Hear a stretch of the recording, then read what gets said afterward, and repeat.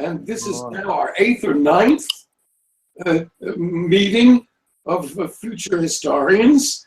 And just to say hello, we've got Fred here, since we're in my place now, because there's no heat in our usual studio. So Fred, just wave your hand.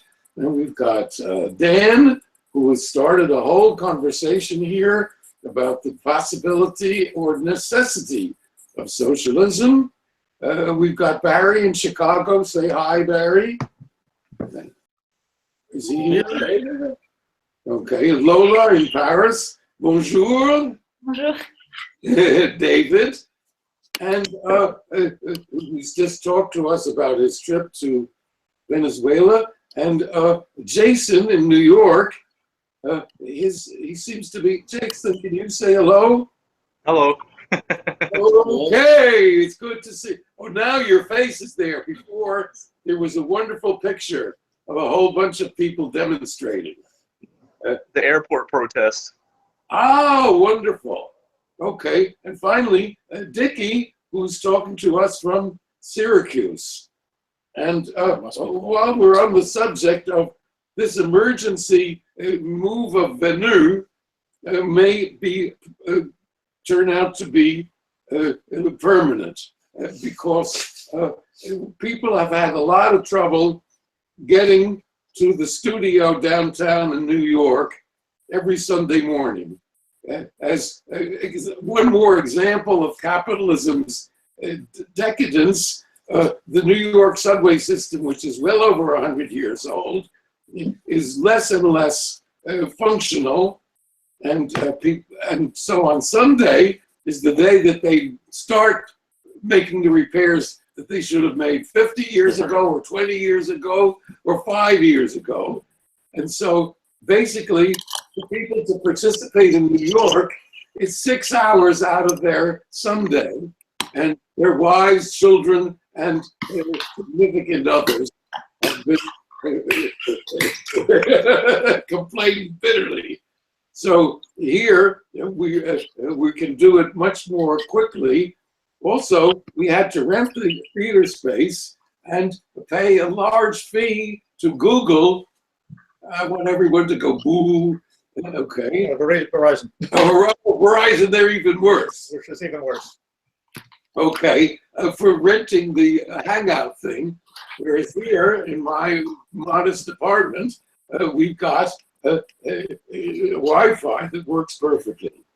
So as we're looking at our continuing activity, we have 4 more days or 4 more Sundays series. I guess that's including today. And then after the winter break, we'll be back again February 7th. And it well may be that we'll have a better connection and save money by simply everybody being on site, except for those that live in the Upper West Side of Manhattan, and most of the people here too, they can come over here to my place where there's plenty of coffee. Okay, that's for openers. Ah, a new face online. Oh no, Yeah. Yes, who's that? Yeah, that's Sam. It's Sam. Sam, I didn't recognize you with Wearing a a hat. wonderful hat. Well, I see. Well, you came on as a security measure, like the people that wear those masks and so on. Sam, I wanted to say that I was very, very happy by your contribution to this discussion, whether socialism is necessary or possible. Oh. And had not quite realized specialties is utopias. And Well, if I'm to write a book on utopian dreaming and climate change, I'm definitely going to have a history of utopian dreaming of some sort. It strikes me as interesting that the good folks who are doing work in world ecology, generally Jason Moore and his circle, haven't really crossed paths just yet with this notion of or rather the phenomenon of utopian fiction as it appeared at the end of the 19th century that occurs more or less just after electrification takes hold of America and Europe. You know, that in 1882 they invent the Thomas Edison invents the large-scale power plant, and then soon thereafter we have a whole slew of utopian fiction about how electrification is going to solve everyone's problems. It strikes me as interesting that I don't really rather it doesn't seem like a coincidence at all, right? That people would be focusing on electrification at the time of its invention. So I don't know, maybe that will come up in the literature somewhere. I'm hoping to introduce it myself in my own book. Okay. Are we live on the Orbit history? Are we live on the mic? Can you hear us? Yeah, I can hear you. Thank you, Sam. This is very important because I was just thinking among the topics that we forgot to put up, because it was the topic for our first introductory thing, was utopias that other people have created, going all the way back to Plato's Republic and Fourier and Saint-Simon, and going on to William Morris' wonderful News from Nowhere. And well, remember that Bellamy's work was enormously popular and came out in 1888. yes, indeed. In fact, I talk about it in my paper that I posted back then. And his book actually provoked the creation of a network across the United States of people that were converted to socialism or to the ideas of socialism by his utopia. And that also fed into the formation of the IWW and the American Socialist Party. So it shows that the utopias, far from being often left field or cloud cuckoo land, have in fact had a very important material effect. And it was in memory of that we decided to put this wonderful idea of future historians together. I also have another plan in the back of my mind of setting up a system where we could all connect through a kind of lecture circuit.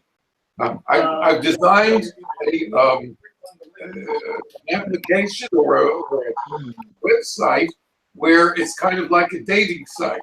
The people all over the country that want to have socialist speakers sign on, and people who are willing to speak for socialism are also on, and they can connect.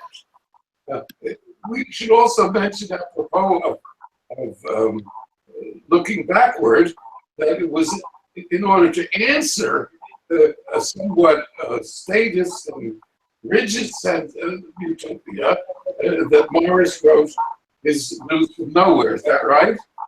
Well, okay. Yeah, they come in at about the same time, more or less. And Morris seems more or less a response to this electrification mania that overtook utopian dreaming at that time.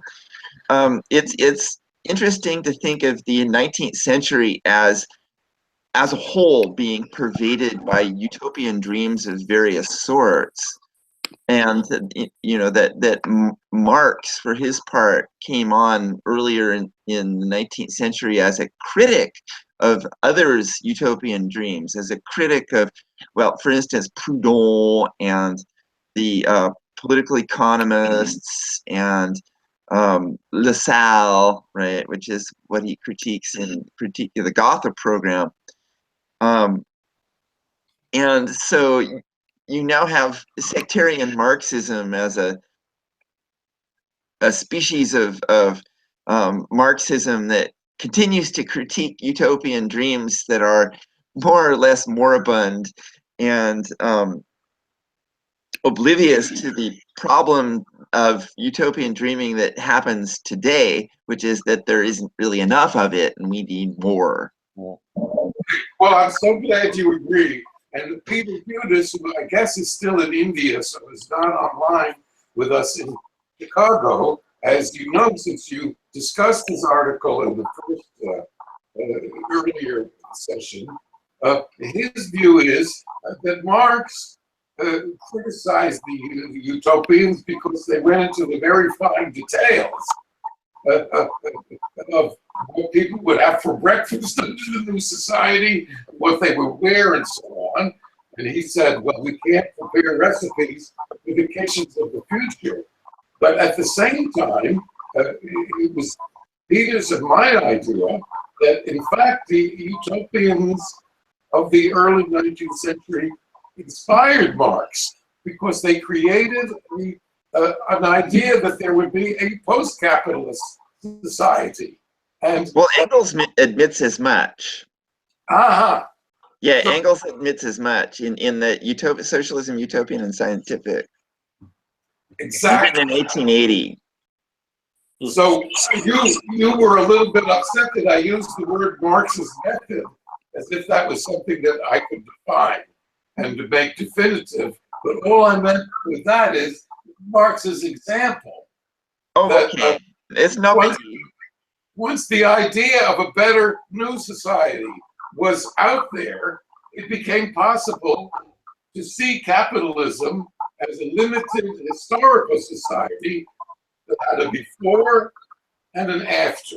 And that was exactly our inspiration in deciding that we would pretend that we were the historians of 2117 and look backward and see capitalism as a historically limited phase that could lead, as of course Emmanuel Wallerstein, who agrees with us, keeps saying, well, it could lead to a lot of things, and some of those things are much worse than what we've got now. But as long as we can cling to the idea that there's one chance in 100 or any finite chance of getting out of capitalism and into something sustainable, democratic, and more egalitarian, then it's worth playing that card. And so that's what we're about today. Now, to return to the point, what I would like you to do is, starting in January, help us to organize a theme around utopias, particularly to include some of the 20th century utopias. My favorite, among others, is the one called Ecotopia, which is now 20 years old. What's the author's name? Kallenbach. Is it Kallenbach? Kallenbach, yes. Kallenbach, who recently died.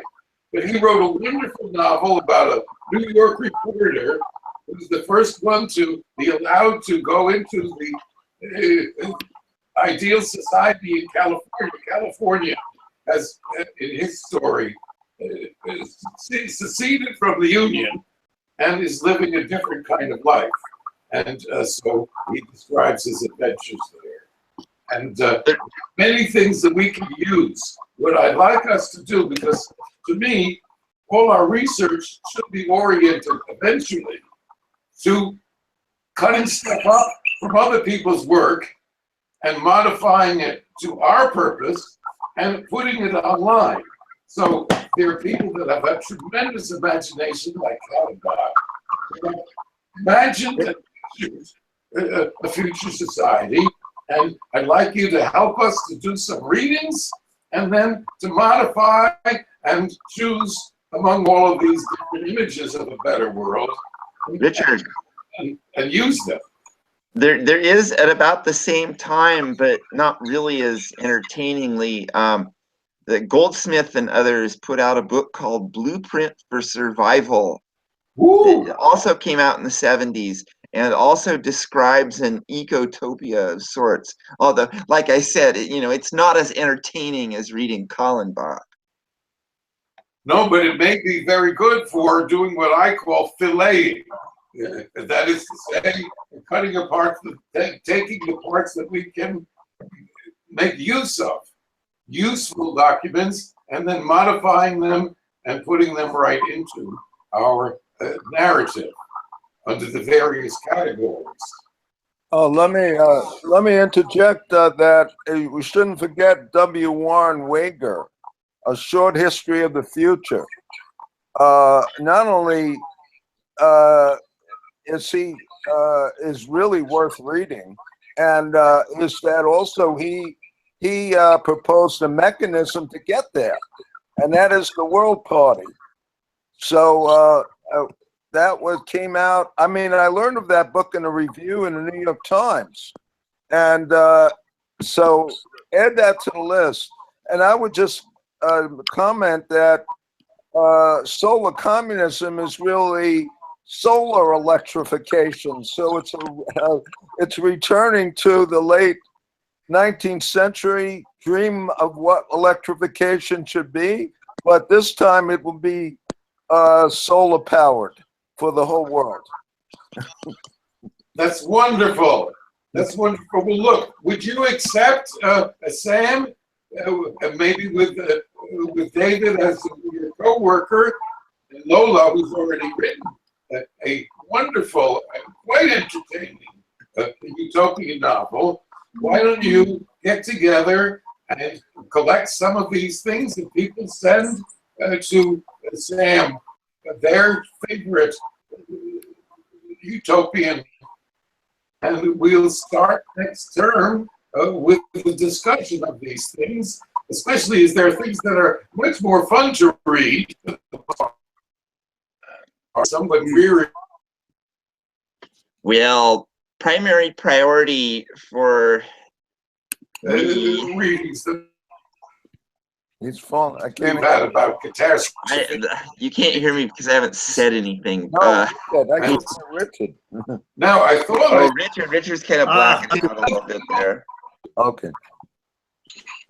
Yeah, primary priority for me is in creating a book proposal that I can Please have your mic, Sam. What's that? Turn down my mic.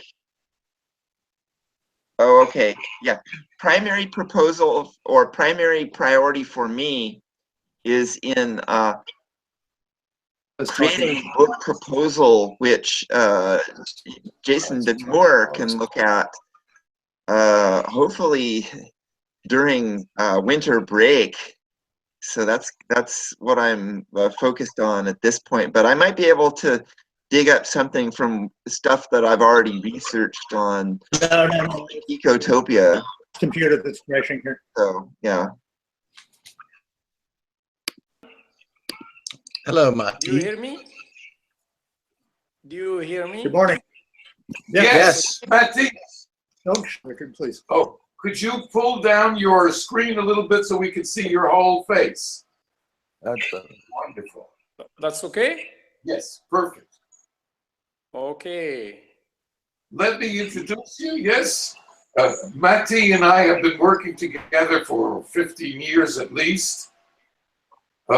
Matti is an historian at Rabat, Morocco, and his specialties are sub-Saharan Africa.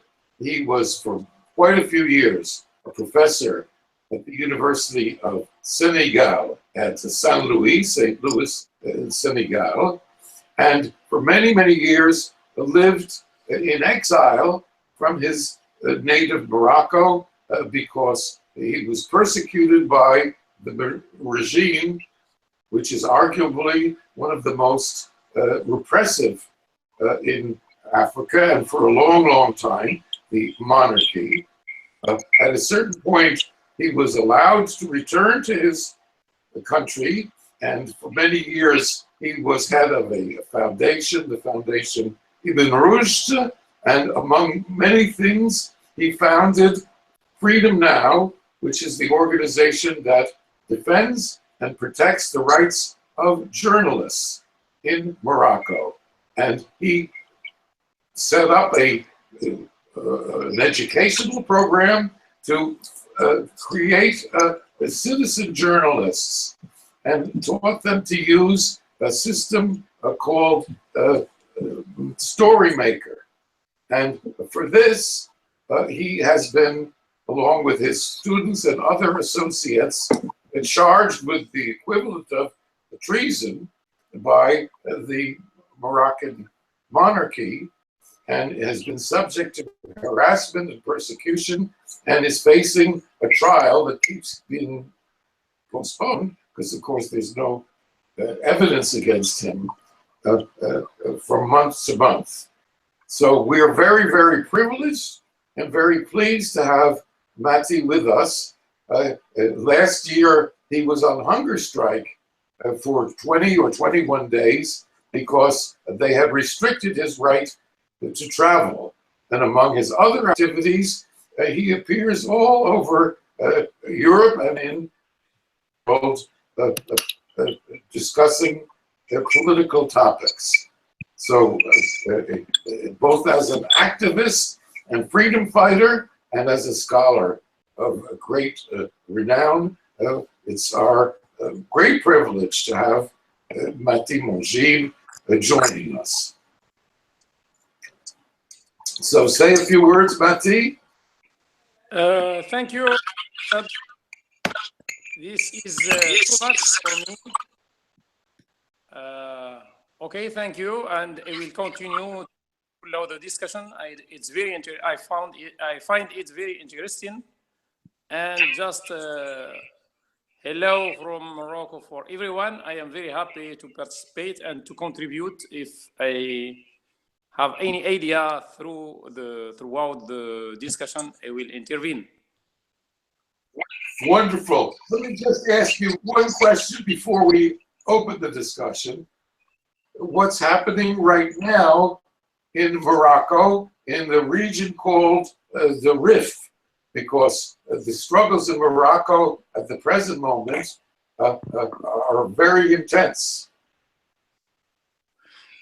So the situation in northern part of Morocco, this part is named Rif, and so because the regime is domesticating, or how to say, is just dominating the political parties and more or less the official federation of trade unions. I mean, the population of the Rif, with the leadership of the youth, just started protests against the regime and asking for socioeconomic rights in the region. But also, it is also asking for democracy and cultural rights for the Rifi population there. Do you know, this region is very known for his revolutionary instincts, and it's very known in the history with the Battle of Anwal in 1921. This was the most resounding defeat of colonial European powers during the first part of the 20th century. So now about 400 of these youth are in prison and are facing charges. For them, they can be sentenced to death penalty from 5 years in prison until death penalty. So we are organizing a campaign to help them, and we are trying to inform the whole world about their rights and about their situation. Thank you. Thank you.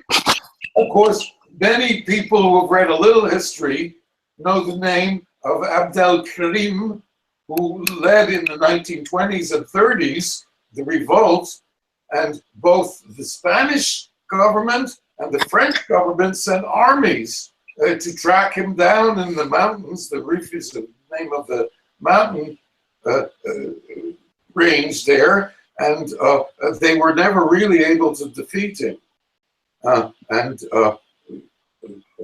Recently, this has blown into the news again because I think there was a fish seller who was basically murdered when they tried to confiscate his fish, and this really enraged the population. Now, shall we go on to our topic today? Yeah. All right. The announced topic today is internationalism, and I've put, and various others have put articles and papers in the Dropbox, which some of you may have read. And in the midst of this discussion, I put online, I thought, an interesting article, and Dan reacted to it quite provocatively and sent around an email basically challenging all us old socialists from the point of view of somebody who was definitely with us, but who doesn't have the same background, and who called into question many of our assumptions. And the reaction was wonderful. I've been trying to get people to talk among themselves and carry on discussions, and we've been doing this quite successfully online. But what was missing, from my point of view, was the stuff that takes place in writing that eventually could be compressed and refined and become part of the narrative. Because I consider this, and I think we all do, because it's our compact is playing the game of historians, and not so much a discussion group, because there are many of them, and most of them degenerated to name calling, but a task force that consists of finding evidence to explain to teenagers in the year 2117 how the hell the world was able to escape from capitalism and get someplace better. So the writing component is very, very important. And as I was somewhat in despair in my last communication what to do, and Dan, in his inimitable manner, just did something. And we had a very, very lively discussion, which goes under the heading of capitalism. But of course, one of the reasons why, to answer Dan's original question, why we have seen no evidence of successful socialism, is that, at least in my conception of it, it can only happen on a planetary, worldwide level, and those conditions were not available until now. So the two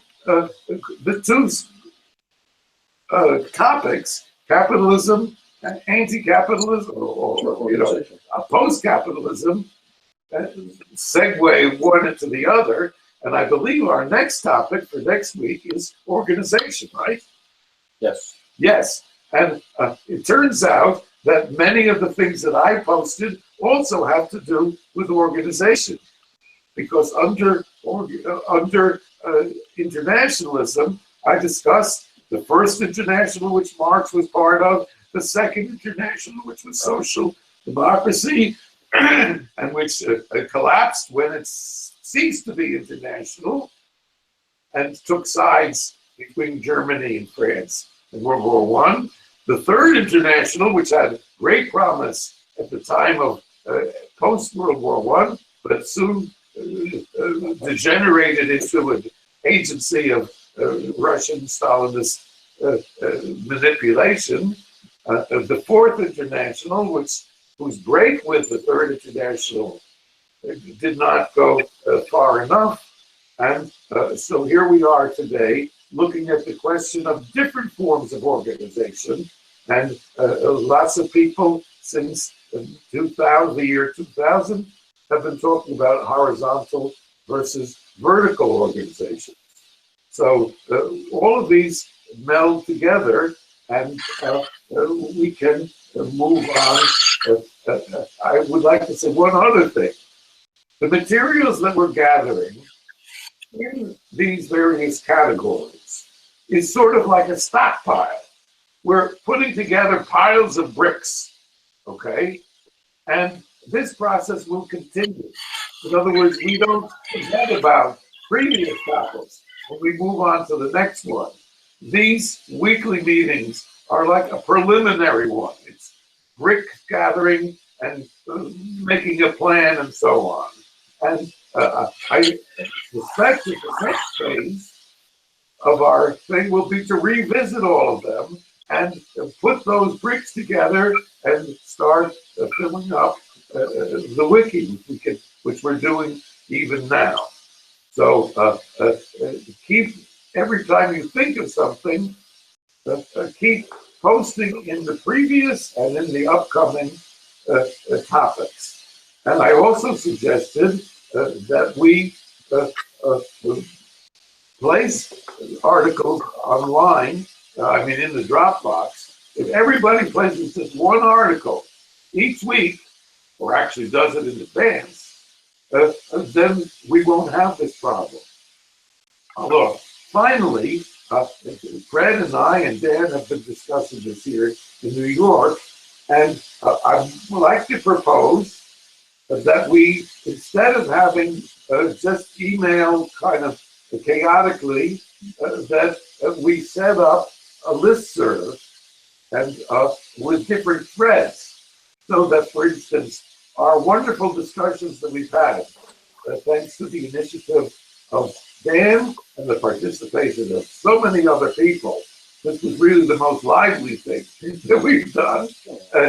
That I've already gathered into a doc, and I'm going to file, or keep filing, under capitalism, and that Fred has thought of setting up a listserv with threads on it, so that each time we have one of these discussions, it can get separated from the others.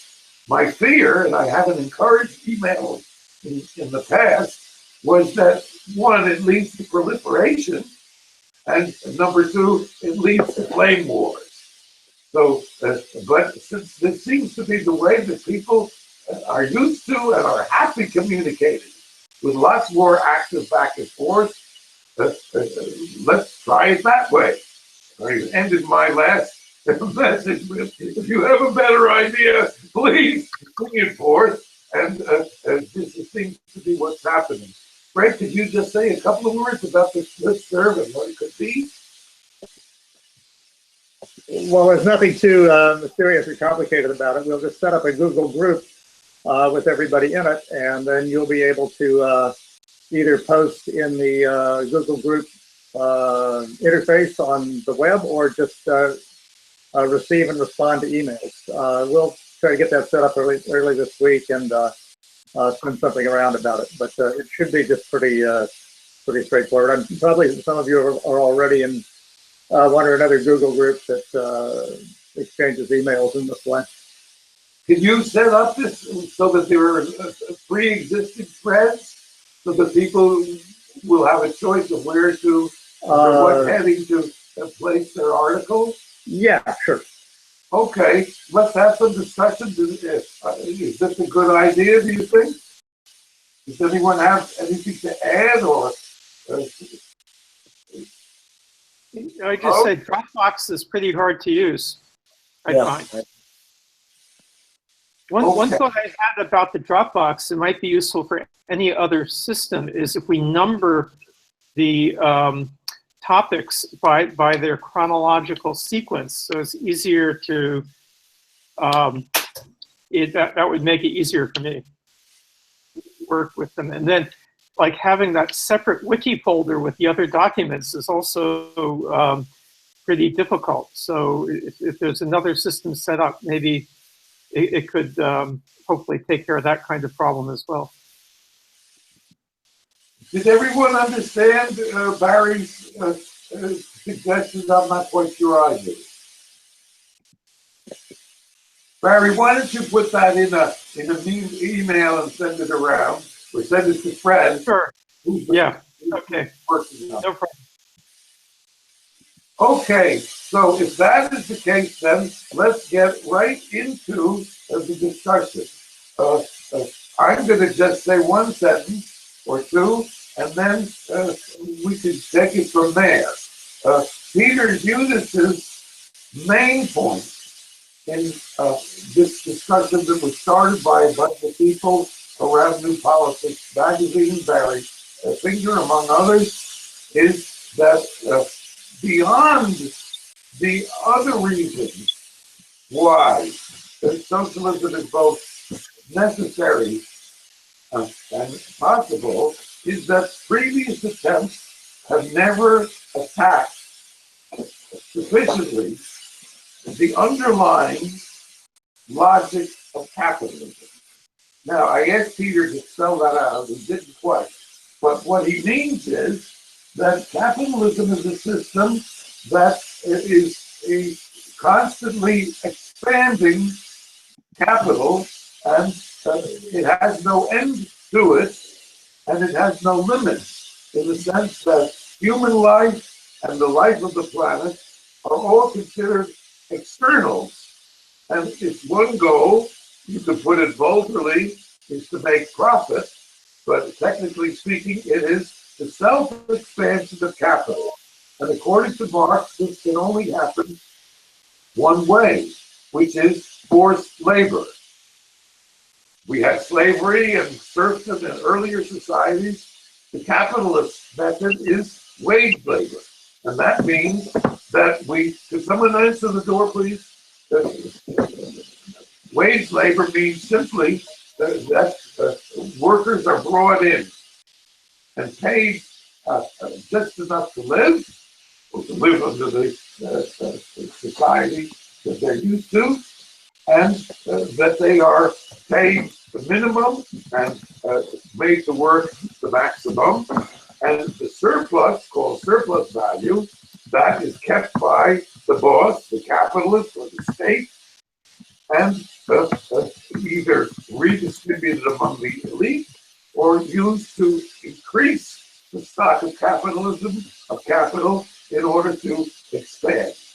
So unless we do something to end that system, the various attempts of reform, at best, will mitigate it, and mitigate it under the short period of time. My objection, which goes along with Peter's, is this, that capitalism is a world system, and that the world market and the world state system, and I think by the market, I don't mean markets like our local farmers markets or other forms of historical exchange. I mean the capital market that dominates all economic activity. That this has not been sufficiently attacked.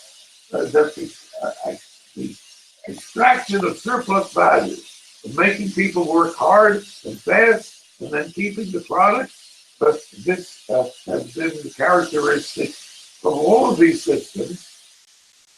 And so it needs to be a total break. And since the capitalist system is a world system, small or even large, like in the Soviet Union, attempts to fight it, build something different, get sucked into it in two ways. Either there is economic exchange or exchange through war. And that was typically what happened to the Soviet Union, is that it was drawn into a competition in arms production and in the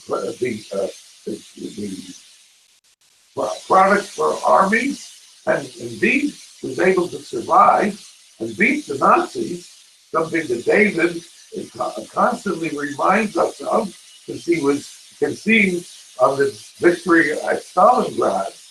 But the end result of that was that it turned Russia into an exploitative society which was different in only one respect from the capitalist one, is that there were no private capitalism, but a state capitalism with privileged and powerful people around the community. And the reason, once it collapsed, those very communist bosses transformed themselves into oligarchs. So what this seems to prove is that there's no way to reform the system except temporarily.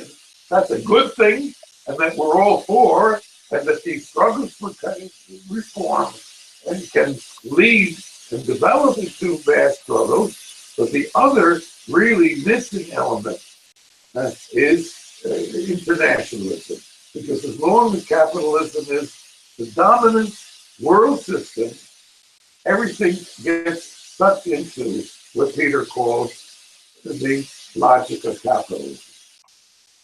I've got to say, and let's have now what other people have to say.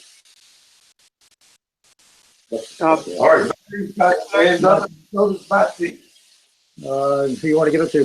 First. Let's give it to Matty because he struggled so hard to get online, and we haven't heard from him before. Hi, I have a question, and this question is including an idea. I mean, the capitalist system is based on the monopolization main resources. These resources are including, to my opinion, the political power, and it is strategic, the economic power, and it is strategic, but also this group, I mean, backed by capitalism, is also monopolizing the knowledge. Knowledge includes also news, information, scholarship, anything you can imagine. I include it in knowledge. Some may question that the share of knowledge, because of education, but also because of the net, the internet, is more, the share of this third resource is more and more democratic. And I think that at the end, maybe in 1 century, and because that the system is less and less working well, because the dominating group is less and less dominating this third resource that is knowledge, will help us to put an end, maybe in 1 century, to the whole system. Because the interest of the majority, which is also now, I mean, how to say, owning more and more this the third resource that is knowledge, will, I mean, make it impossible for the system to continue. What is your opinion? Can I say something? Yeah, go ahead. Yeah, and excuse my broken English. No, you're broken. Your English is superb. Your English is great. I think you're really onto something there. I think that really is kind of at the heart of our project, because we're talking about the need to present a vision of what the future could be, of a perspective in which capitalism has a beginning, a middle, and an end, and that it is in many ways coming to an end. And that because it's coming to an end, as Wallerstein and others have pointed out, it can't inspire and evoke loyalty in the same way that it did perhaps in the past, or particularly during the period of the welfare states and in Europe, and the nationalist regimes in the global south several decades ago. So I think really that is perhaps the weak link in capitalism's system at this point. So I think Matti is very much in line with what we're trying to accomplish here, and very much on point. Barry. Yeah, if I could, I don't mean to be too disruptive, but I really have a completely different. on what we might consider in looking at internationalism. To me, is very much grounded in the task we set ourselves. Figuring out how we get from here to where we want to go. And so, in that context, internationalism evokes today nationalism, right? And that indeed was what internationalism was counterposed against 100 years ago. And all these debates, socialism in one country and so on. It's an important question how far one area of the world might be able to progress in its organization when other parts of the world are organized differently. But have a serious contemplation of this topic, it seems like we have to take nationalism seriously and think about nationalism in the current context, where nationalism seems to be extremely important. So today it seems we're in a situation where the internationalism of the neoliberal capitalist project, and we're lurching toward a reincarnation perhaps of a global capitalist system based on nationalism rather than internationalism. Where force and the strength of countries is, the national strengths are visibly, and the whole political dynamic in countries is changing. And so it seems that the challenge of internationalism today is to understand this dynamic and to figure out how to respond to it in a way to advance a non-liberal internationalism in an effective way. And so, that's the kind of thing I was hoping that we would talk about. I unfortunately don't have any readings to contribute that really address this topic in a concrete way, but it seems that worthwhile to spend some time at least discussing our understanding of that dynamic and how it could be responded to, and how that can be an aspect of a progressive a growing progressive movement to confront capitalism as it exists today and as it's changing today. Could I say something? Of course. Take it away. First, Richard, where is Hudis anti-imperialism Hudis doc file? I looked for it. You listed it as required reading for today, and I couldn't find it. What folder is it in? There, in internationalism. I thought it was in internationalism. I looked in there. I didn't see it, but I'll try again. There is a Hudis file in internationalism. I read it. Oh, okay. I just overlooked it. I just want to, Richard knows that we have some differences in point of view about what you call real existing socialism of the 20th century. And I don't want to belabor that, but I want to just emphasize that it's to paint a picture of degeneration post-World War II, I think leaves out a few things. First, the break from colonialism much in Africa and elsewhere, I think would have been much more difficult were it not for the Soviet Union after World War II. That, I think, is clear. Secondly, Richard made a good point. Of course, any emerging break from capitalism or attempt is subject to, being submerged by capital and being gobbled up.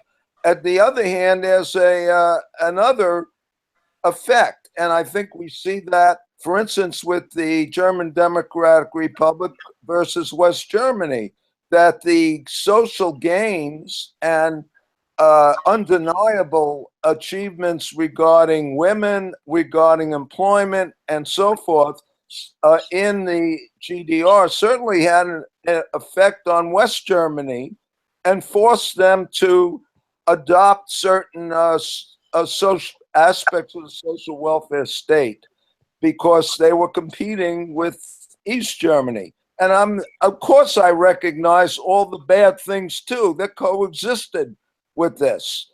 I think we need a more dialectical assessment of real existing socialism, or you can call it state capitalism.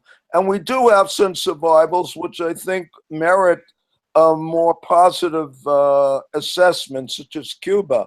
But I just want to say that it really depends. How do you define socialism? Richard said earlier that socialism can't exist unless it's existing internationally as a global system. Well, I see socialism maybe a little bit different.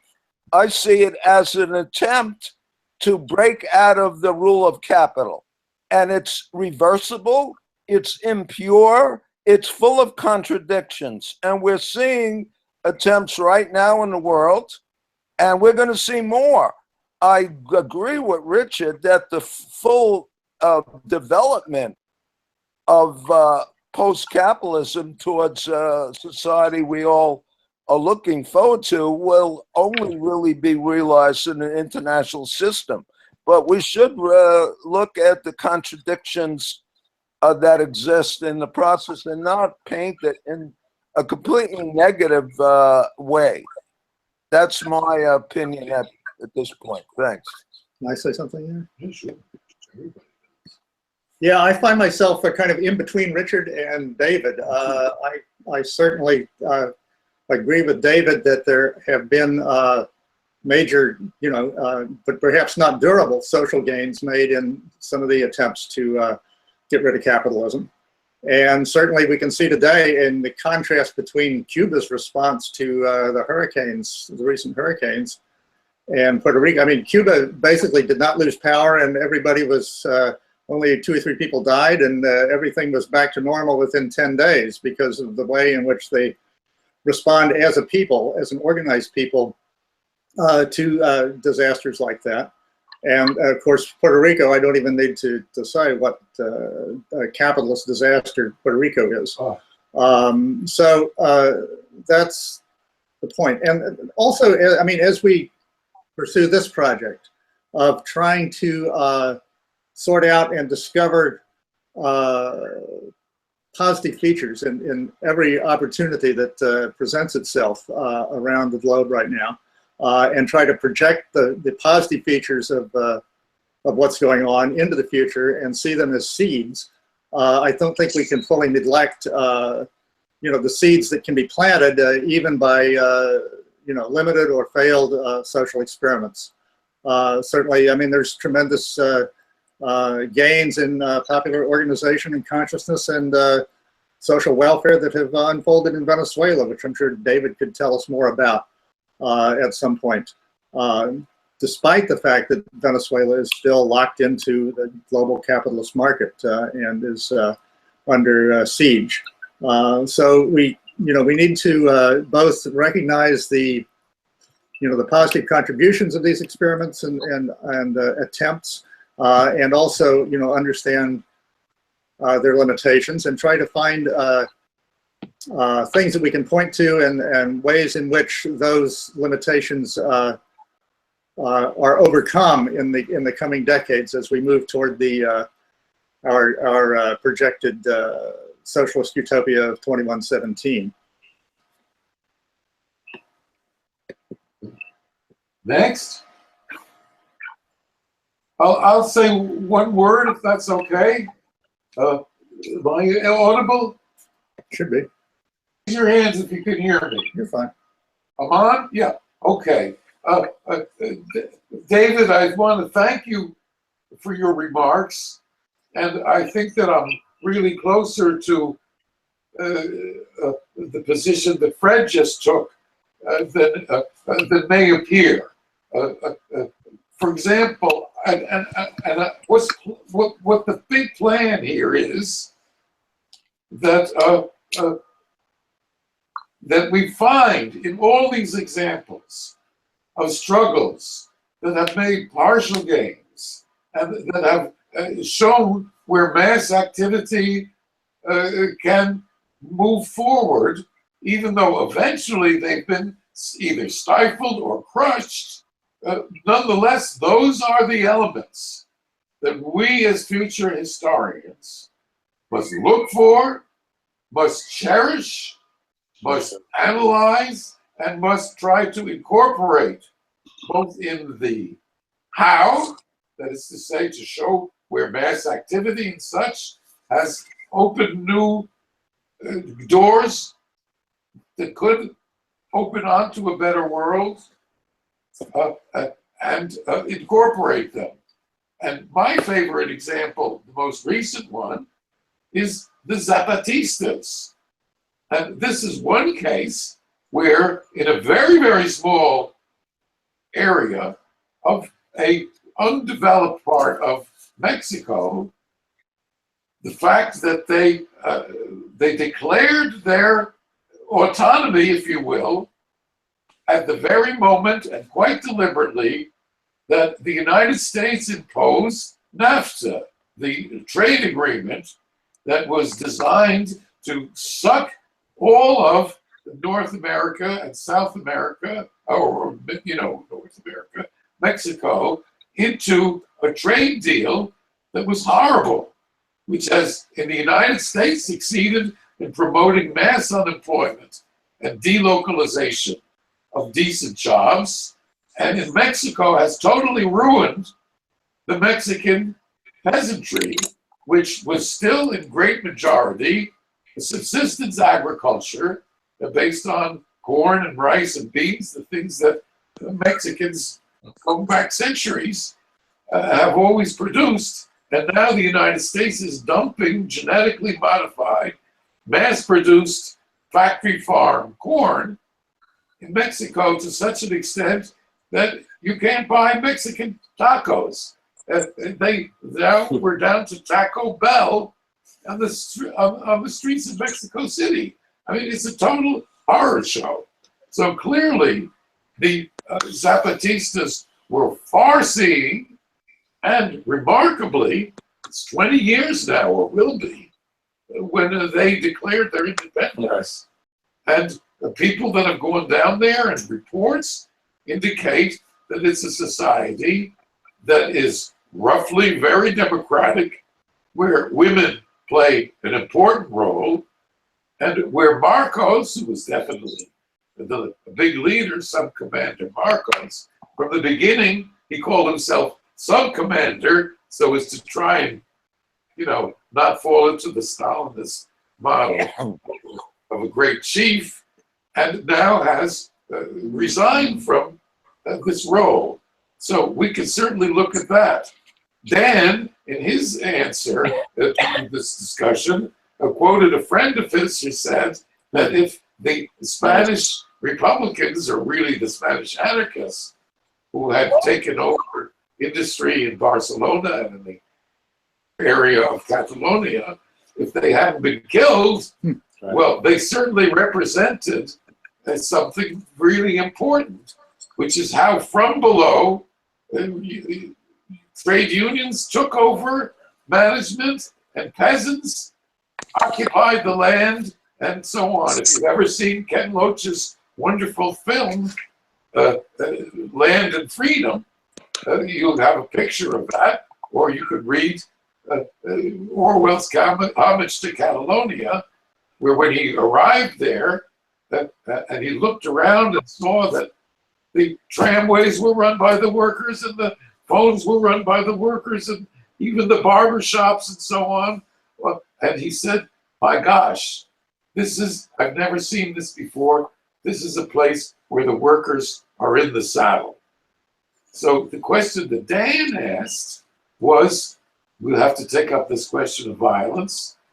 And there, the fact that they lost was due to two factors. One is that the Western so-called democracies turned a blind eye to the Nazis and the Italian fascists who supplied and supported the Franco right-wing attempts to overthrow the Republic and allowed the Spanish Republic to be crushed. But the other equally important intervention was the intervention of Stalin's Russia, which included, yes, supplying a certain number of arms that were important, but against seizing all the wealth, the gold of the Spanish Republic, which they never returned. And the other thing they did, sort of the unwritten part of the deal, was that they took over behind the scenes the government. They sent specially trained security troops with plenty of guns and plenty of food into Barcelona to break up the anarchist communes and slaughter them. And we have to also cite the complicity of the anarchist leadership themselves, who within a very few months of the declaration of war, or the attack by the Frankists to overthrow the Republic, which was responded to by mass mobilization from below, the communists supported the conservative elements in the Republican government. The pro-landlord and pro-capitalist elements, and wanted to break up these experiments in socialism, so that both from within and from without, the attempt on the part of these masses of anarchist workers and farmers to break what Peter Hudis calls the logic of capitalism was sabotaged. So we have to look at both sides of this. Another contemporary case that would be worth paying some attention to is that of Rojava in Syria, the Kurds in northern Syria. And I'm sure if we can get Brian Tokar back into the picture, he could tell us a lot more about that, because those folks seem to be largely inspired by the work of Murray Bookchin, who was a mentor to Brian. Jason might also have something to add about that. I don't know. Jason? Jason, are you still on? I mean, that could be a whole topic. I think would be nothing for right now on that Rojava project. Let me say that one of the delegates to the Venezuelan convocation was from representing the Kurdish people.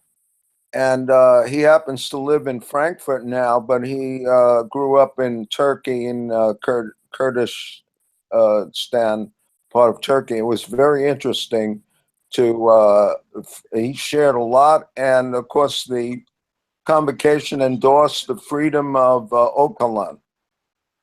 So I just wanted to know. I'm going to send a link around I just found from all places, Voice of America, that gives a little overview. I have another article somewhere that that's a friend of Brian's did, or where it is. This looks like a decent overview. But it is very striking. I guess it's the Kurdish. It's not exactly the PKK. Their leader, Öcalan. Öcalan is in jail and read Bookchin, embraced Bookchin, and said to his followers, "This is the future," and it's actually rather amazing how much they took it to heart and how progressive a revolutionary organization they developed. Let's see if I can find a better link than this one. I'd just like to add, as I would like, perhaps, Jason, if you could just say a few more words. The last week's issue of the New Yorker magazine, which is so much of an elite magazine that it very often prints rather revolutionary articles. going way, way back to the first real expose of the atomic bomb and the bombing of Hiroshima, and then in the civil rights movement with Fire Next Time of James Baldwin and so on, and the first big articles about ecology, the Silent Spring, and what was the other one? The ocean around us. In any case, this is a very balanced article, and what it shows about Syria and the Kurdish movement is a jumble of paradoxes, which I think are best explained by the fact that there are various world powers. Right now, the Kurds are objectively in an alliance with the United States. And the United States, at this point of view of the article, is very likely to drop them as soon as they finish the job of getting rid of ISIS. And the Russians definitely are supporting the regime of Assad. So, and even within the movement, it's absolutely true that they've enthusiastically embraced the municipal communality theories of Murray Bookchin.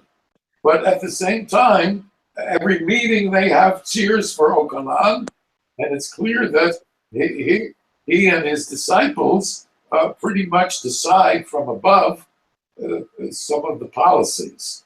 So we have to deal with this. And the fact that the women have taken enormous initiative and are the frontline fighters, and mainly motivated by the fact that ISIS and the society around them, the Arab society, but also the Kurd society, so oppressive to women, that they are really fighting for their own lives and their liberty, and the women that were interviewed cannot think of doing anything else with their lives but to continue. But the context of the article is rather tragic, because it shows this as efforts that are surrounded by terrible dangers. And I don't know much about it. Jason has been following it more closely, probably more closely actually than Brian. So I wish he would add a little something at this point. Jason?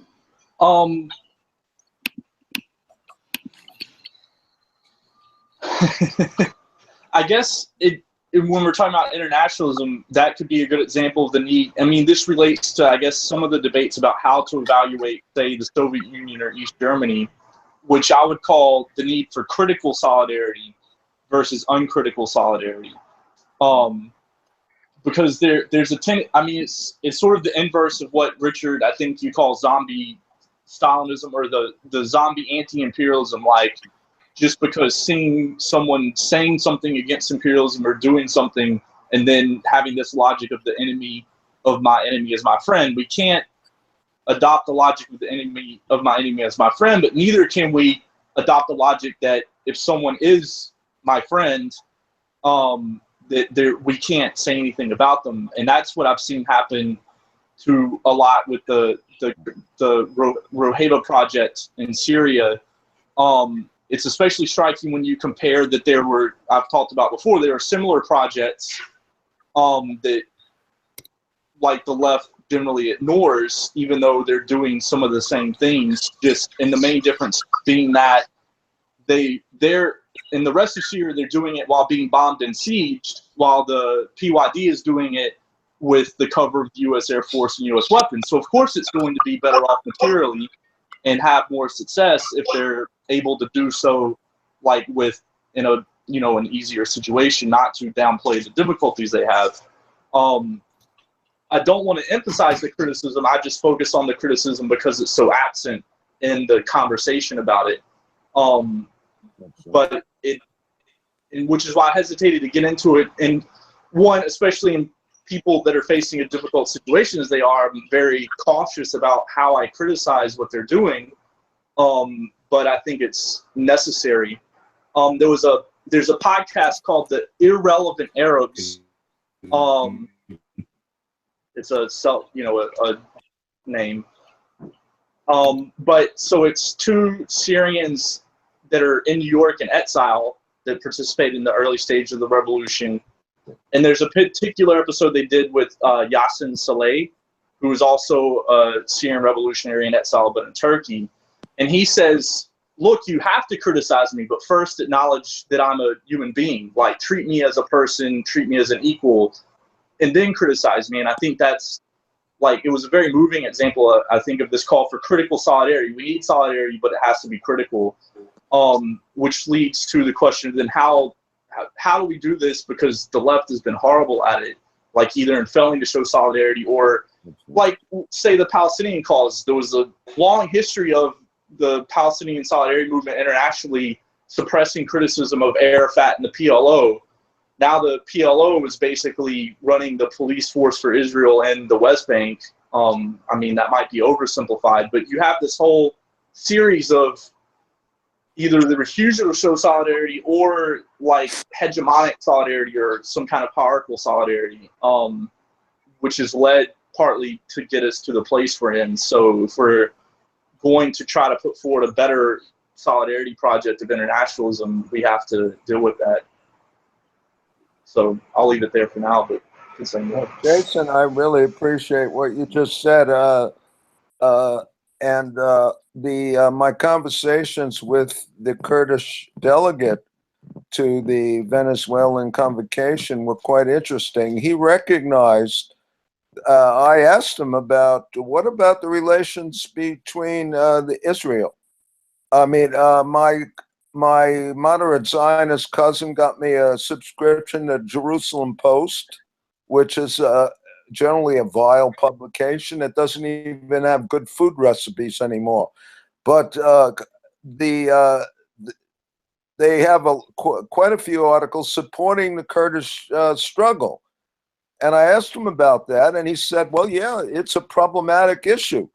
And he certainly did not support Israeli apartheid and so on. But these kind of conversations are needed. So I think that the Kurdish, I just want to make one other point. Öcalan's writings, and he's being looked at it's almost like a cult. I mean, maybe I'm being too critical, but it's becoming like a cult. His writings are taken like Comrade Stalin and so on. I may be exaggerating, and please correct me, but it is really some beautiful stuff he's written. And he emphasizes that prior to the present history of patriarchy, there was preceded by matriarchy. And guess what? We have to return to matriarchy. And I hope this spills over to the future historians too, because I would hope there were more women participating in this process.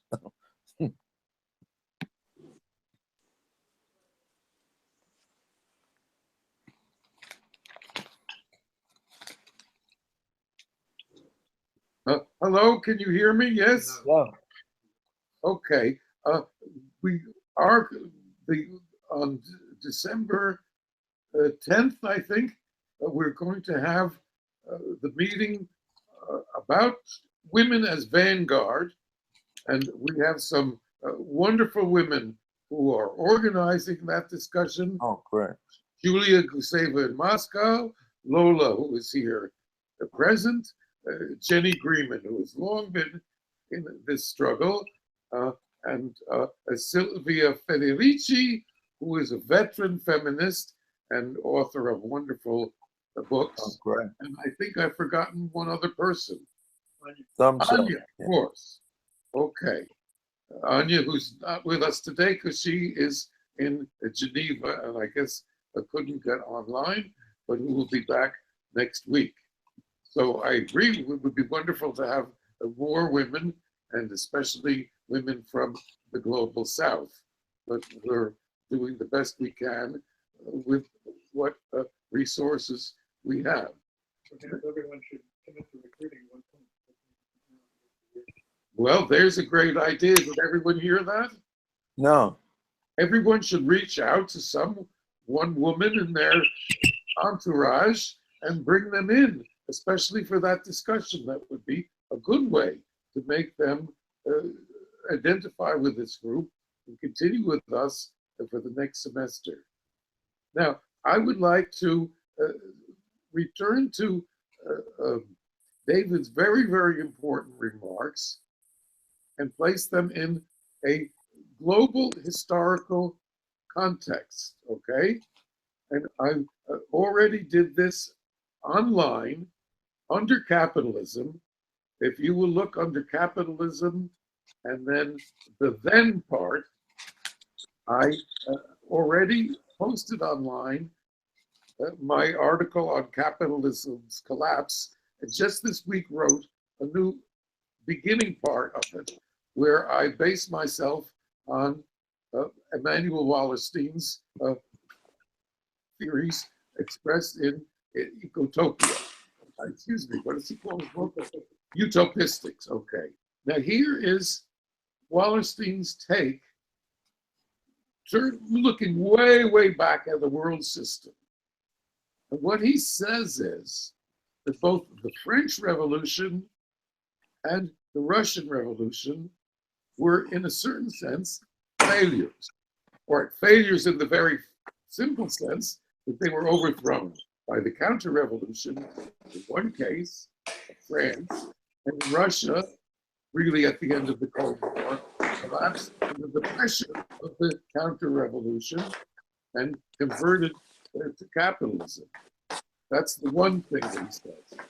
The second thing that he says is that if you take the period 20 years before the French Revolution and 20 years after, and see what progress was made, and then compare that to countries that didn't have the French Revolution, pretty much the results in terms of freedom, democracy, liberalism, and so on, come out the same.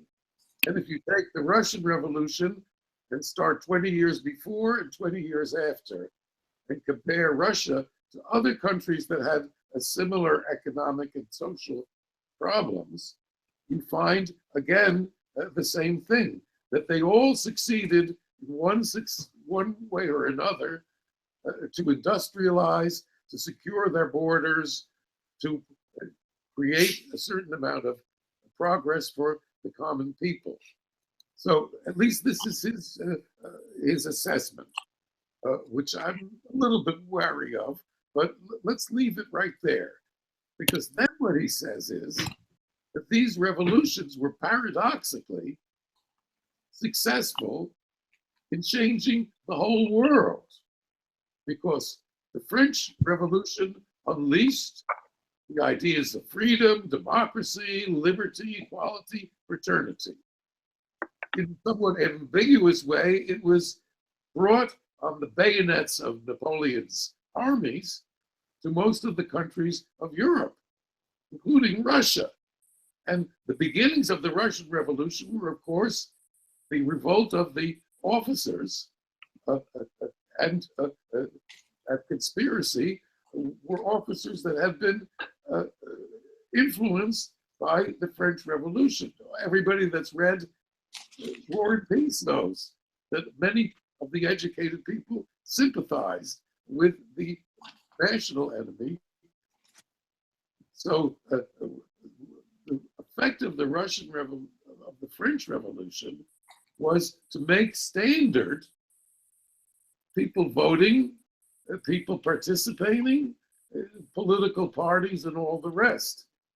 Even though in France, paradoxically, the monarchy was restored in a very conservative form, and by 1848, another revolution was required in France, and it didn't succeed for very long.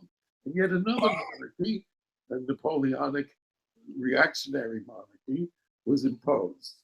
So this is the paradox. The French Revolution ushered liberalism as a world system. And yet, in France, it struggled very, very hard, and in the short run, failed. Now, this is the advantage of Wallerstein's globalized and short-term, long-term approach. Now look at the Russian Revolution. All right, we all know, and I think David and I agree on this, that the Bolsheviks took power in Russia as part of a world strategy. They were perfectly well aware that constructing socialism or anything like it in Russia was impossible because Russia had not developed enough and was isolated in a peasant country. But they thought in the height of World War I, where the troops were revolting in the trenches, both in Germany and in France, that if the Russian Revolution could establish a new world and could be the vanguard and could hold the fort, that revolutions would develop in the post-war world and that there would be a fundamental change. Now, they did develop. They developed in Germany and Hungary and various other places, but they were crushed. In fact, in Finland, the Germans and the French and the British combined forces while they were still fighting to crush an elected socialist government, quite moderate actually, in Finland. And they massacred, I think, 100,000 workers, which was the equivalent of the massacre of the Paris Commune. So we're back to Barry's problem, of course, of violence and of the surrounding states. But on an international scale, and this is where I'm inspired by what David said, in the post-World War period, paradoxically, communist internationalism inspired nationalism in Africa and in Asia, so that all the new states that moved into the modern world and that acquired sovereignty, like China and all the countries in Africa, they were aided materially by the Russian government and followed the example, because the Russian Revolution, paradoxically, based on internationalism, proved one thing to the Chinese and all the other people, including the Iranians. Yes, it is possible to break out of colonialism, to break out of the system, the imperial system of the West, and build something different under nationalism. On the other hand, the unfortunate characteristic was that these national revolutions, for the most part, degenerated into militaristic despotisms that are like totally corrupt and in fact are supported. I know this from my knowledge of French Africa, and I'm sure Mati can bring in lots of examples. These corrupt governments work hand in hand with the French and are used to protect French interests of oil, and the French are still testing their atomic bombs and taking the oil from Algeria after a 10-year horrible war of independence that de Gaulle finally had the wisdom to make peace with them in order the better to control France's interests in Algeria. So we get to this paradox. And one more thing about the internationalism of Stalin. In the case of China, in 1927, when Chinese communists were very, very powerful and the movement was growing, and Mao Zedong had already put forward his idea that a peasantry could also be a powerful revolutionary force, which Marxists, for the most part, had poo-pooed. Stalin intervened and supported Chiang Kai-shek, the most reactionary general, and slaughtered the workers first in Shanghai and then in Canton, and decapitated the Chinese Revolution. So we have to see, and I think that I'm trying to do, David, you'll tell me if I've succeeded to your mind. I've tried to do exactly what you suggested. which is look at it dialectically. Yeah. And this is a dialectic that is rich in paradoxes. That's right. And certainly we want to look at the Soviet Revolution, which we're celebrating. Oh, and by the way, I'm dressed this way because I'm being asked this afternoon to participate in a celebration of the Russian Revolution and to imitate Victor Serge. So I'm in a Victor Serge costume since he always wore a suit. But the point is that there was so much remarkable self-organization in the early days of the Russian Revolution, and we have to look at, on the one hand, what it contributed to our knowledge and to the elements that are positive, that we know that in a future worldwide rebellion are pointing on the right direction, as well as the tragedy of the results, since Russia was surrounded by 17 hostile powers, including the United States and Japan, that invaded the fledgling Soviets under the leadership of Winston Churchill, who famously said, "We must strangle the babe of Bolshevism in its cradle." So I hope that creates a context.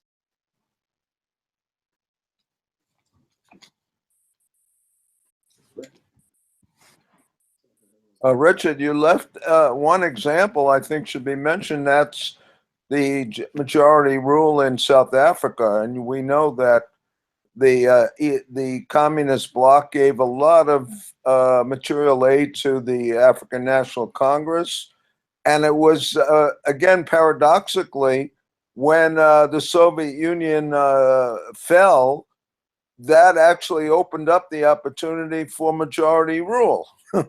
And because the Western powers had didn't have to fear that this would be part of the Soviet bloc. And then, of course, they made this deal with the ANC leadership to actually go forward with a capitalist path and neoliberal path, which now there are growing movements to resist it. So again, it's one step, two steps backwards, one step forward, et cetera, et cetera. But a very uneven development. Who said that? Lenin. Yeah, Lenin. And, Lenin, of course, you didn't mention Lenin. I mean, the whole initiative towards liberation of the people of the Africa, Asia, and so on was a product of the first Communist International. Well, it's also another paradox. The most recent book on Russian history, the revolutionary history, reviewed this week in the New York Review of Books, is called The House of Government. And the author shows that Lenin unwittingly let the genie out of nationalism out of the bottle with his idea of constructing on the ruins of the Tsarist Empire a federation where he encouraged the local nationalisms.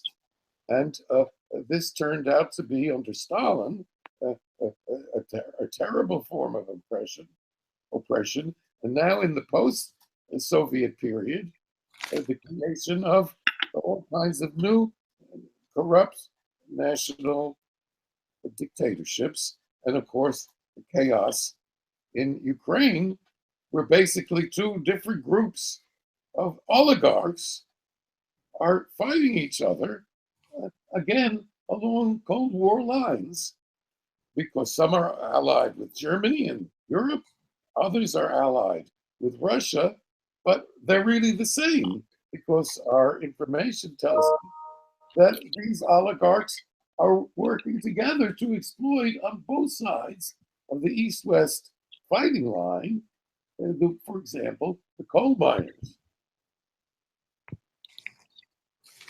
Come in.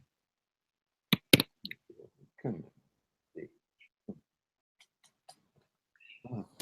Matti, if you're still, Matti had to drop out. oh, you had to drop out. Oh, okay.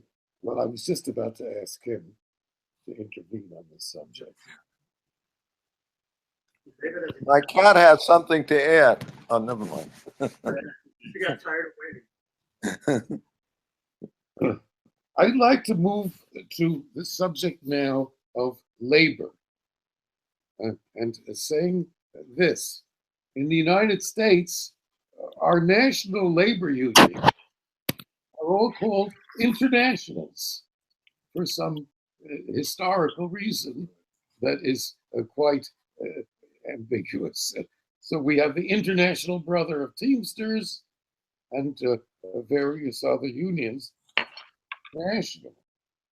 In Europe, many of the unions, like the CGT, are part of a historical international. The Socialist International or the Communist International still have their trade union branches. But the terrible paradox is that although the capitalists have succeeded to a certain extent in uniting the capitalist countries of Europe into a European Union, so that capital is united and imposed all kinds of restrictions on various countries that inhibit democracy and make it impossible, for example, for countries to increase their welfare and increase their budget that would benefit people, because they've imposed these strict limits on which take the form of austerity, and that they're using salami tactics to bankrupt Greece with other countries of the south of Europe. They've already destroyed the economy of Ireland as well. So we've got capitalist internationalism in Europe, and yet none of these groups that are called labor groups, who are the victims of this austerity, none of them have made the slightest visible effort to unite. The unions have not done anything to demonstrate or sympathize with what the Greek workers have had to put up with, and that goes all down the line. And Trump, to a certain extent, has succeeded in usurping the banner of labor and fitting it into a populist, America First, and nationalist mold, which is terrible. Now, why is this happening? When ever since 1848, it was clear workers of all countries unite. This is the only way that we can achieve anything. And the answer is, to my mind, or the beginning of an answer, let's put it that way, is that the leadership of trade unions everywhere has been co-opted into the state. Unions are legal in all of these countries, and they're closely regulated in the United States to prevent them from actions of solidarity. In the US, we have the Taft-Hartley law, which outlaws secondary boycotts and outlaws sympathy strikes. And the government uses injunctions, that is to say, our reactionary court system, to attack unions that make any effort to do anything to keep solidarity alive, by seizing the treasuries of these unions. And of course, the unions themselves have become rich. They all have great big headquarters. Their leaders have big salaries. They mingle with the bosses and play golf, do all of those things. For mainly the Democrats Wall Street on Republican camp. So what we have here is national labor unions, which have vested interests as part of the state system and as part of the capitalist system, and that in return for collect dues from workers, and of course the union movement is getting smaller and smaller and smaller, but the union bureaucracy is not. Now in France and in other European countries that have the social democratic tradition, the unions are receive direct subsidies from the state. And so all of the privileges of the union leadership and their role in the government is protected by law. And they have absolutely no interest in supporting workers' movements in other countries. And so we haven't. And if you look at the recent strikes in France, most of the great big strikes and movements have been wildcats. That is to say that the French working class retains its tradition of militancy, and when things start to go, they'll just go into the streets and take over their unions, and the strikes spread. And when the unions do support a movement, for example, against austerity, or as they did, against raising the retirement age and introducing a new kind of contract so that young workers would not have the same rights as regular employment as older workers, these were supported by the unions only verbally. And if you look at what the unions demanded, as opposed to what strikers and demonstrators demanded, the unions demanded that they be included, that they be invited to sit down at the table with management and government and carve up the turkey of workers' rights that have been fought for ever since, and fought for and won ever since the resistance, ever since 1944, when a new social constitution was enacted in France, because the capitalist class had collaborated with the Nazis and the Vichy government, and they were temporarily out of power. And the compromise between de Gaulle and the capitalists that made modern France possible is called the social constitution. And this has been nibbled away and nibbled away and nibbled away. And the struggles are still going on. But the left is in a deplorably ununited situation, even within France, where the unions and the left parties are each wanting to be the only leader and undermining the others, so that the chances for a mass movement that would be powerful and united are undermined. And this, we know, was what happened in 1968, when the student movement and the repression of the student movement by de Gaulle's government sparked a general strike such as has never been seen in modern times, and where even they were starting after a week of general strike to supply food to Paris and so on and so forth outside of the commercial system.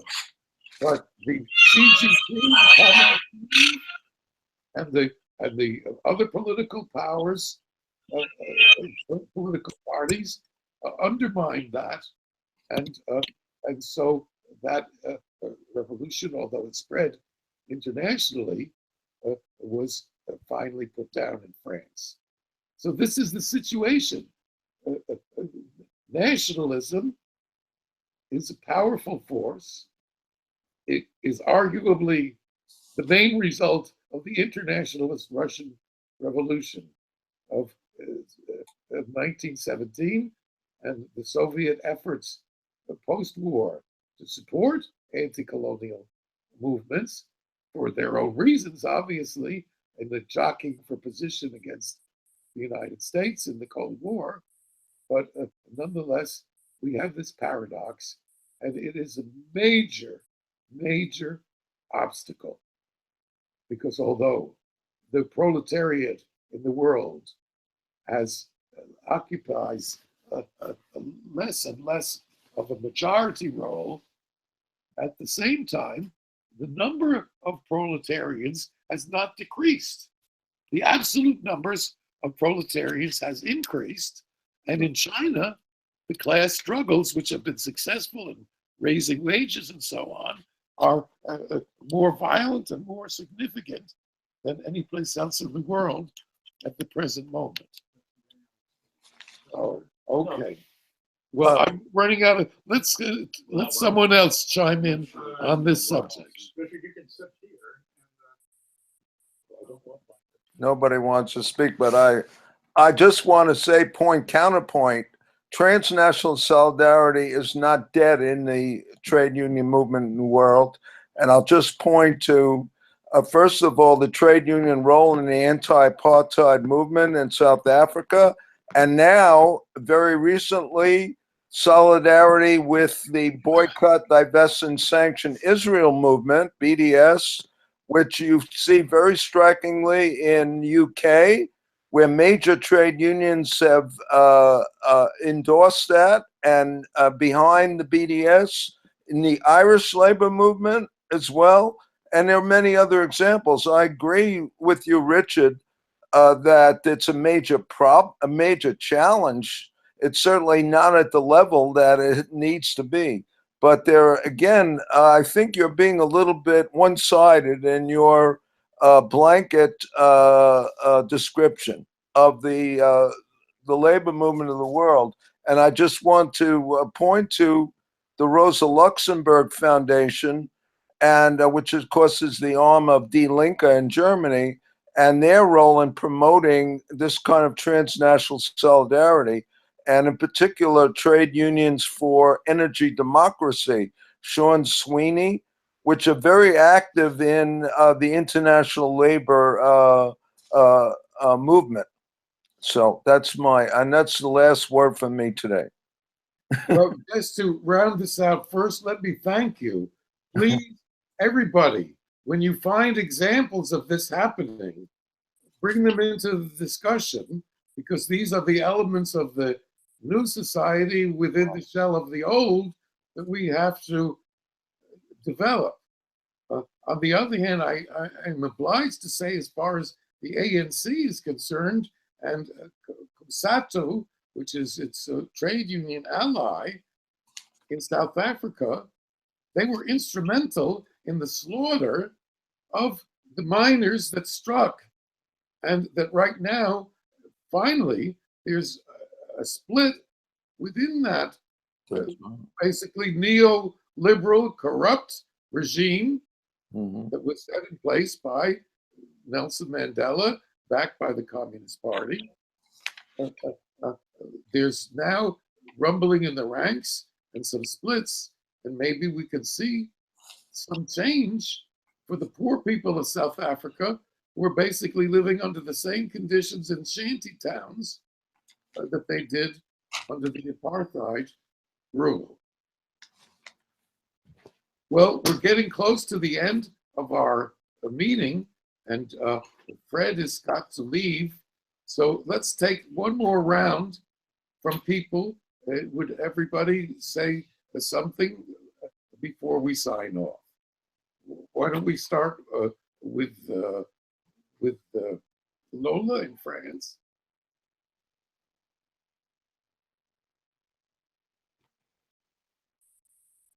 I can't hear you. Wait a minute, Lola. I can't hear you. How is she moving? I was sorry. Can you hear me now? Yes, now we can hear you. Okay. I just wanted to say one thing about nationalism. I think it's also a response to threats, and even more specifically, threats that people misidentify because of maybe some media messages, for example. Like we have studied some, in psychology, we studied this phenomena. For example, the immigration threats, how people analyze it and how they misattribute it to like a threat to their own identity, which can bring about more nationalism sentiment. So I think capitalism creates threats that people cannot always understand, and in this sense, they need to feel reassured and go back to their social identities. And the nation is typically an identity that some people are close to. So I think if we want to overcome the power of nationalism, it's a little bit of a vicious circle, because capitalism creates nationalism, and nationalism like goes against social protest. That would be a sign of going against the system, against the nation. So it creates a vicious circle. So to break it, it would be to maybe once again educate people towards what is the origin of the threats, and understand that it's not just like it's that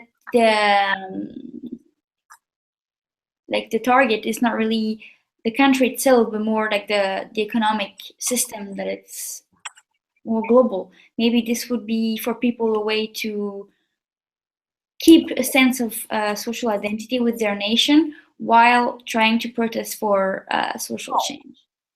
Very important point. Yes, Sounds spoken. very important point. Sam, are you still online? I see Sam. Yep, I'm online.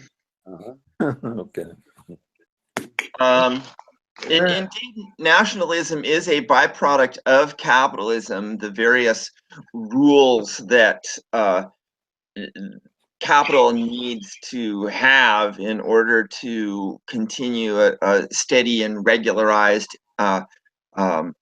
appropriation and capitalization of what it calls nature, right? The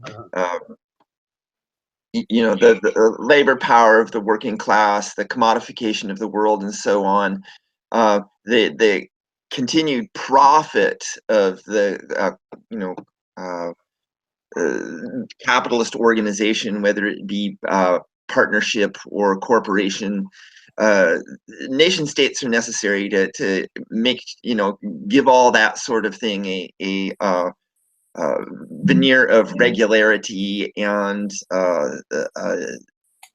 general ongoing notion that capitalism will be in capitalism's future. As Yuval Noah Harari points out in his little short history of the world called Sapiens, the point of money is to assure its own future worth. And there's a nice little snippet somewhere in the Grundrisse where Marx approves of this concept. So without a future, there's no money. And this, it seems to me, is one of the ways of we might have of conceptually cutting off capitalism, is in pointing out that neither money nor capitalism really does have a future, right? That capitalism will at some point capitalize the world, at which point the world will be unable to continually support capitalism. And so, since capitalism really has no future, then money has no future. And once everyone starts believing this, then we can see a panic, a panicked abandonment of the system. And I don't know what happens next. I suppose we just revert to what Marx called original accumulation and go back to conquest. Or forward to socialism or something like it. Sam, I'd like you to write that up and put it right on the wiki with the cap. Well, under how? I'm sure that it's somewhere in the drafts of my book that are scattered all over my files on my computer. Well, grab one that could transform into a narrative and put it up on the wiki under how. Very important point that you made. Yes.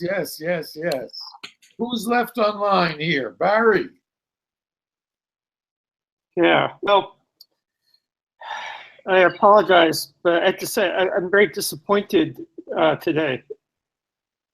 I mean, I feel like the bulk of the discussion was, you know, a look backwards, a very thorough look backwards, a very interesting look backwards from a historical point of view, but it's more like looking 100 years backwards than trying to think 100 years forward. I mean, for my part, I think Lola's point, you know, was one of the few really forward-looking or you know, comments that were more inherently forward-looking and try to understand where we are today, and you know, how is it that people who believe in internationalism are able to, you know, push that ball forward at a time when nationalism is surging. Nationalism is surging, and you know, maybe it's not surging as much as you might think from reading some of the things you can see online, but that certainly is the overall direction. But yeah, so I don't want to run on too long, but you know, I'm just concerned because you know, if we're really following our rules, we're supposed to be, you know, imagining ourselves in a largely internationalist world and looking back 100 years to now and trying to understand how we get from where we are here to there. And so I think we could have done a better job today in trying to think about that. Sorry. Well, we ran out of time because we usually have the second half of the meeting brainstorming for future visions, and it just didn't happen. But why don't you prepare something for next time, okay? Where we move from internationalism to international organization. So I'd like you to think of dreaming something up for that. I think that covers the ground. Okay. Fred is off to this celebration of the Russian Revolution in Brooklyn. David, you want to say something? No, I said enough today. Okay. Dan? Barry, read my paper on Marx and futurism. I looked at it, actually. Read my paper on Marx and future. Yeah, see, I think this division of futurisms, of future studies into trend futurisms and this sort of anticipatory thought about, you know, the sort of future we want is really, really defines the genre of future studies. Yeah, but that's what we're all supposed to be agreed on that. So we're not following your, you know, your insight, right? Well, we'll do it next time. I got something to say here. We will. Thinking. Turn your mic off. Oh, Dan. Okay, Hold on one sec. We're switching mics here. There, now your mic is off, and now I'm on. I actually think I was listening to what was being said. I think, and of course, there is a real rise in nationalism that's taking place right now. I actually think that perhaps, given some of the things that we've talked about during the course of this class, that not only may that be a good thing, but it may be a necessary thing, because the reality of it is that one of the things that very early on, I keep coming back to this, Montpelier, Vermont. Somebody was talking about Montpelier, Vermont, and how they had kind of, you know, because it was small enough and enough people in town had decided that they were going to do it, that they were able to actually put forward something that would be almost impossible to do in New York City. And so in the same respects, I would think that a lot of, you know, positive motion, making a better world, is probably easier done in Sweden than it is in the U.S. And that perhaps it's not the worst thing. I actually, as I've said many times, you know, I spent a lot of time in the Caribbean, and I'm on these islands, and these islands are beginning to struggle with the fact that they're, you know, they're colonialist homes. The U.S., the British, the French are turning away from them, and they're not really positioned to be independent, even though they emotionally and I think politically, philosophically, the people there would like to be independent. They actually functionally are not. if they were, I actually think they might do better. That they might have a better opportunity to actually develop something that was, in fact, you know, more sustainable, if you will. So there may be a positivity to the nationalism. And not only that, I actually think that they say it may be inevitable. Because one of the, I just got shut off there. Am I back? Can we hear me talking still? Then I get. We hear you. Is because one of the things that I think is a byproduct of Donald Trump here in the U.S. is I think the rest of the world rightly is thinking that they better not be looking to us to figure out what to do next. And that's a type of nationalism, a certain sense of independence that may, as they say, be a breeding ground, certainly in a fictive narrative where that would be a dynamic that would in fact create an opportunity for 2 or 3 nation states to come up with better systems, as opposed to a global system, an international system, which has been so roundly co-opted by big capital that really, I mean, if there is a global system, that's what it is. And I think we're all in agreement that it ain't working. So maybe it is a step backwards, nationalism. Well, I just wanted to say one thing as we're leaving. For the last 30 years,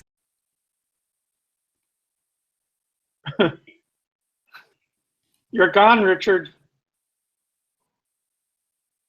Oh, there. Okay, you're back. No, he's muted. He's muted. Oh, another world's muted too. Oh, I think he said go on to next week. go on to next week. Yeah. There, Yeah. close us out. Okay, so I guess you need to mute yourself now. Something's not right.